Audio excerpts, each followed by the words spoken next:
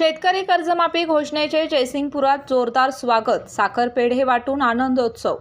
राज्याचे मुख्यमंत्री देवेंद्र फडणवीस यांनी सादर केलेल्या अर्थसंकल्पात शेतकऱ्यांसाठी मोठा निर्णय घेत पुण्यश्लोक अहिल्यादेवी होळकर शेतकरी सन्मान कर्जमाफी योजना जाहीर केली आहे.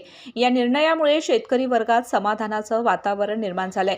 या पार्श्वभूमीवर जयसिंगपूर येथे शेतकऱ्यांनी एकत्र येत साखर आणि पेढे वाटून आनंदोत्सव साजरा केला. कर्जाच्या ओझ्याखाली दबलेल्या शेतकऱ्यांना या निर्णयामुळे मोठा दिलासा मिळणार असल्याची भावना यावेळी व्यक्त करण्यात आली.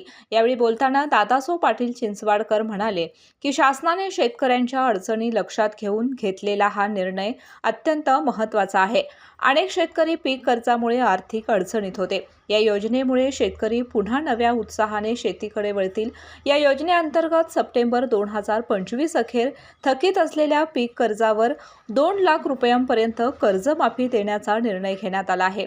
या निर्णयाबद्दल उपस्थित शेतकऱ्यांनी मुख्यमंत्री देवेंद्र फडणवीस, उपमुख्यमंत्री एकनाथ शिंदे, उपमुख्यमंत्री सुनेत्रा पवार आणि आमदार राजेंद्र पाटील यड्रावकर यांचे आभार मानले. उदगाव, चिंचवाड, उमरवाड, कोथळी, चिपरी आणि नांदणी परिसरातील शेतकरी यावेळी मोठ्या संख्येने उपस्थित होते.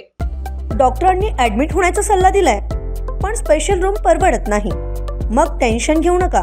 सूर्य हॉस्पिटलने प्रथमच अगदी कमी किमतीत सर्व सोयींयुक्त आणि रुग्णांची गरज लक्षात घेऊन बजेट फ्रेंडली रूम्स उपलब्ध केले आहेत. कॅशलेस सुविधांसह